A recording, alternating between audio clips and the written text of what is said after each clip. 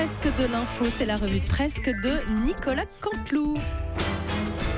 Et ils sont encore dans le studio, Jean-Pierre Elkabbach et son invité Jean-Jacques Urvoas. Eh oui, tout de suite, oui, je suis avec Jean-Jacques Urvoas, ministre de la Justice qui remplace Christiane Taubira. Dans quel état, Jean-Jacques Urvoas, avez-vous trouvé la justice? Dans un état lamentable, c'est pire que ce que je croyais. Alors, dites-nous, qu'est-ce que vous avez trouvé? Il paraît que Christiane Taubira a brûlé derrière elle les dossiers. Écoutez, je n'ai pas de commentaire à faire, ce que je peux vous dire, c'est pire que ce que je croyais.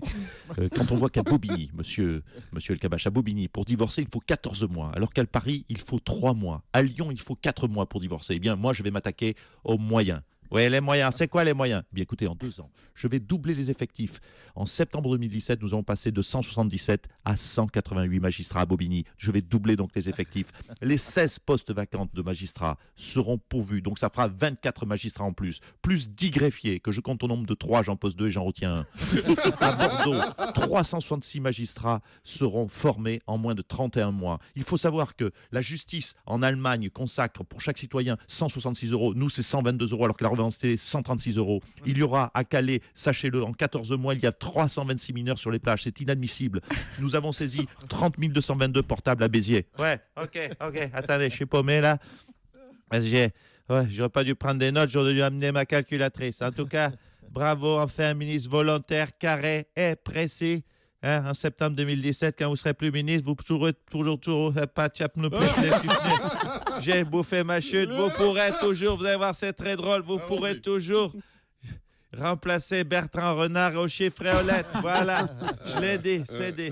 Allez, à vous, je l'ai. À vous, Anissa. Oh là là. C'est l'habitude. Merci beaucoup, Jean-Pierre. Pardon, Anissa, je vous embrasse. Moi aussi. C'est Stéphane Bern qui est avec nous ce matin. Bonjour, Stéphane. Oh oui, oh non, mais qu'est-ce qui se passe? Mais bon, oui, bonjour madame, bonjour mademoiselle. Pardonnez-moi. Non, mais attendez, je n'y suis plus. C'est bien ici, Europe 1. Oui, c'est bien ici, Stéphane. D'accord. Non, je pose la question, comme je ne reconnais plus personne. Ah si, pardon, voilà mon Thomas. Et là, oui, avec sa blouse, le docteur Morandini. Non, ça y est. Pardon, veuillez m'excuser. Donc, alors, mais que s'est-il passé alors? Mais où sont les autres? Qu'est-ce qui se passe? C'est le mercato? Ils sont où? Caroline Roux, Natacha Polony et notre Julie Leclerc, elle est où, ma Julie? Elle est partie en Suisse pour son nettoyage annuel, non, notre belle horloge.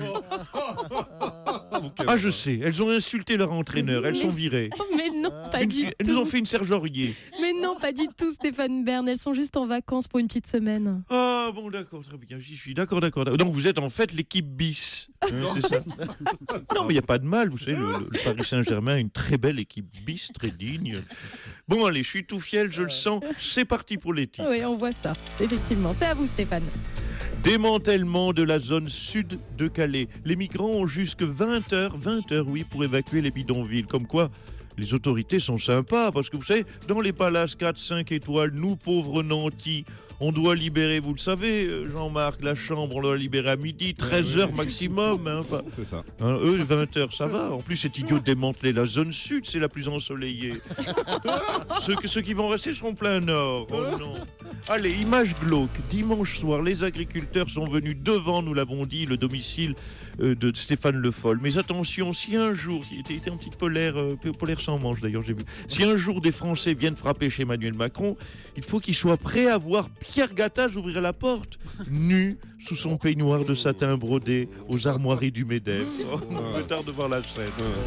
Beaucoup d'efforts pour pas grand-chose. François Hollande vient de battre un record en parcourant 46 000 km. Bravo!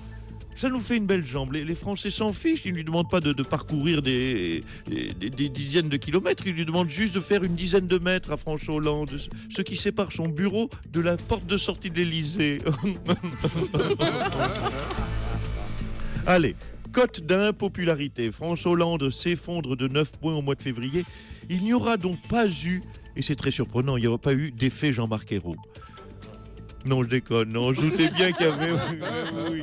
On doutait bien qu'il n'y aurait pas d'effet Jean-Marc Ayrault. Ça fait 40 ans qu'il n'y a pas d'effet Jean-Marc Ayrault. Pourquoi il y en aurait un en février? Allez, à vous Anissa, à vous la petite stagiaire. Merci Stéphane Bern. François Hollande continue donc son tour du monde. Aujourd'hui, il est au Pérou et nous sommes en ligne avec lui. Et tu te rends compte que j'ai bossé 2 lundis en 24 heures? Et d'ailleurs, ça a donné des idées à Macron pour le nouveau code du travail. Il propose la semaine de 8 jours et des 2 lundis. Ouais, payer un seul, hein, bien sûr. Ça reste Macron. Hein. Non, s'il vous plaît. Non, je bois plus de vos cocktails de bienvenue. Non, je vais pas me faire niquer 2 fois de suite. Le cocktail Monsieur au poivre. Allez. Monsieur Hollande, on vous entend. Et Grandzer, il y a un gars qui a calculé le bilan carbone de mon voyage. Pour une semaine, je fais l'équivalent des émissions de gaz de 115 Français en un an. Ah mais là, je suis pas comme 21, je suis fuck 21. Ah mais si les ours polaires votaient, je serais à 5% de popularité. Monsieur Hollande, vous êtes à l'antenne. Attends, ça grésille, Grandzer, attends. 2 minutes, je prends les blaireaux. Oui, Bonjour, monsieur le ça président. grésille. Oui, bonjour. C'est Europe 1, je suppose. Oui, c'est ça, exactement. Bonjour à vous. Vous êtes Bonjour. en Amérique du Sud, Oui. mais parlons d'abord de la Polynésie, où vous étiez pour régler la question des réparations des essais nucléaires. Vous avez rencontré les autorités scientifiques ? Oui, tout à fait. J'ai notamment rencontré les frères Bogdanov et une grande partie de leur famille là-bas. Les frères Bogdanov, mais ils n'étaient pas du tout du voyage, leur famille n'est pas sur place. Ah bon? Vous êtes sûr? Oui, j'en suis sûre. C'était pas les Bogdanov? Non, pas du tout. Ah oui, alors on a vraiment déconné. Alors. Les essais. Bon, cela dit, j'ai beaucoup de tendresse pour les habitants de cette région. Ils sont comme vous. Comment ça, Ils- comme nous ? Ils sont radioactifs. Hein. Vous bossez à la radio, monsieur Brandini. Ouais, Vous faites pas, ouais, donc, ouais. radio. Vous êtes très actif, vous, très Je radioactif. confirme, oui. Bon, sérieusement, monsieur Hollande, vous avez reconnu la responsabilité.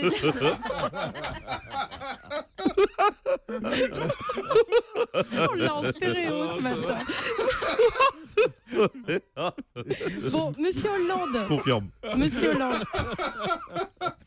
Oui, Il est où, oui, monsieur Hollande? j'entendais. Il est là. Vous avez reconnu la responsabilité de la France? Oui, c'était une erreur de faire exploser des bombes à Tahiti et sa région. Sur 111 départements, on en a facile une bonne centaine de plus moches que la Polynésie, franchement. On aurait pu bombarder la Creuse, personne n'aurait gueulé, je pense. Bon, vous êtes aujourd'hui au Pérou. Qu'allez-vous faire aujourd'hui? Je ne sais pas encore. Écoutez, sur le guide du routard, Pérou, il marque à ne pas manquer le Machu Picchu et le Titicaca. Mais je suis un peu fatigué, donc je vais peut-être juste rester à glander à la piscine, Oui. pour tout vous dire. Oui, Madame bah Anissa. faites donc ça, monsieur Hollande. Faites donc ça, c'est une belle expression. Faites donc ça. Je confirme. Bon, allez, on va parler de télé avec maintenant le remplacement de Julien Lepers par Samuel Etienne. Bonjour Arthur. Oui, bonjour, c'est un beau bordel dans votre studio ce C'est matin. ça. Un peu, ouais. Il y a une bonne ambiance. Alors France 3 craignait une colère des téléspectateurs du Oui. 3e et du 4e âge, fans de Julien Lepers. Qu'en est-il? Ouais, bon, bah, écoutez, Anissa, je vais faire mon Jean-Marc Brandini. Bienvenue dans le grand bordel des médias. Bon, France 3, ils ont créé une vague de suicides. Hein. Vous savez, quand une star s'en va comme ça, comme Julien Lepers, il y a des fans qui veulent suivre. Bon, attention, une personne de 112 ans qui meurt, c'est pas forcément un suicide toujours. Hein. Bon, alors ça donne quoi les audiences de l'émission d'hier, cher Arthur? Alors, j'ai des bonnes nouvelles pour France 3. Hum. J'ai été spectateur de plus de 110 ans. Bon, on n'a pas vu la différence. J'ai été spectateur entre 90 et 100 ans. Là, c'est pas pareil. C'est pas qu'ils n'ont pas vu la différence, c'est qu'ils n'ont pas entendu la différence.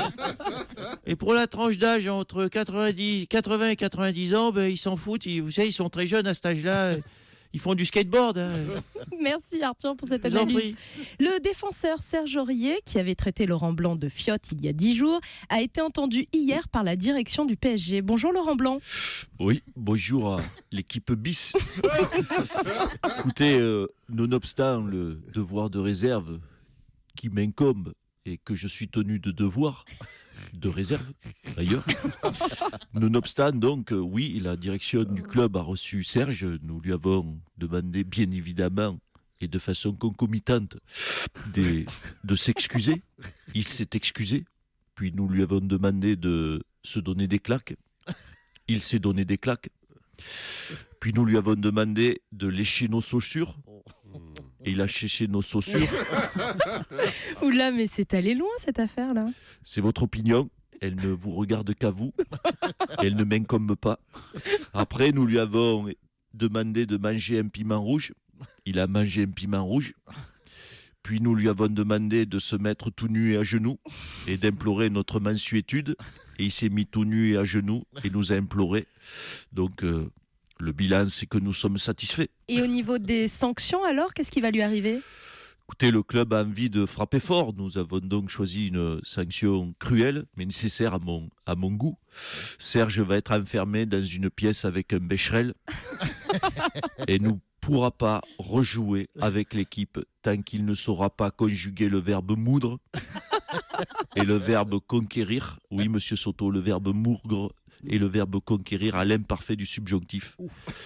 Que j'eusse moulus, que vous eusse conquérit, qu'ils avaient moudracié, que nous conquissions.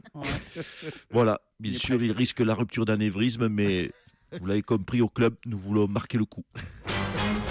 Merci Nicolas Canteloup, qu'on retrouve demain en direct à 8h40 pour la revue de presse Et sur tout Europe à 1. l'heure, à 12h50, avec Jean-Michel Apathy et Maxime Switek dans Europe Midi.